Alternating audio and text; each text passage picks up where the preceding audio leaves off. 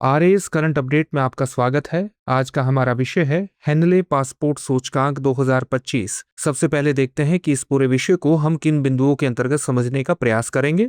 सबसे पहले जानेंगे कि ये चर्चा में क्यों है, फिर जानेंगे इसके मुख्य बिंदुओं के बारे में, फिर बात होगी हेनले पासपोर्ट के बारे में और अंत में होगा आपके लिए अभ्यास प्रश्न। चलिए सबसे पहले देखते हैं कि ये पूरा टॉपिक चर्चा में क्यों है। हेनले पासपोर्ट इंडेक्स 2025 में भारत की रैंकिंग 85वीं से बढ़कर 77वें स्थान पर पहुंच गई है। भारतीय पासपोर्ट धारकों को वर्तमान में 59 स्थानों पर वीजा मुक्त या आगमन पर वीजा की सुविधा प्राप्त है।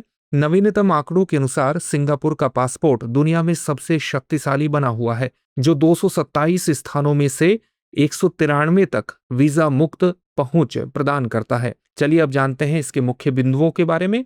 भारतीय पासपोर्ट धारकों को अब 59 देशों में वीजा मुक्त या वीजा ऑन अराइवल की सुविधा मिलती है, जबकि पिछले वर्ष यह संख्या 57 थी।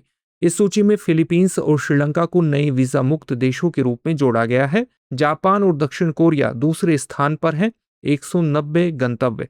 इसके विपरीत अमेरिका और ब्रिटेन जैसे पारंपरिक रूप से शक्तिशाली पासपोर्टों के प्रभाव में गिरावट देखी गई है। चलिए अब जानते हैं हेनले पासपोर्ट के बारे में। हेनले पासपोर्ट इंडेक्स एक ग्लोबल रैंकिंग होती है जो विश्व के 199 देशों के पासपोर्टों की ताकत को मापती है। यह रैंकिंग उन देशों की संख्या पर आधारित होती है जहां पासपोर्ट धारक बिना पूर्व वीजा की यात्रा कर सकते हैं। यह इंडेक्स अंतर्राष्ट्रीय वायु परिवहन संघ द्वारा उपलब्ध कराए गए आंकड़ों के आधार पर देशों को रैंक करता है।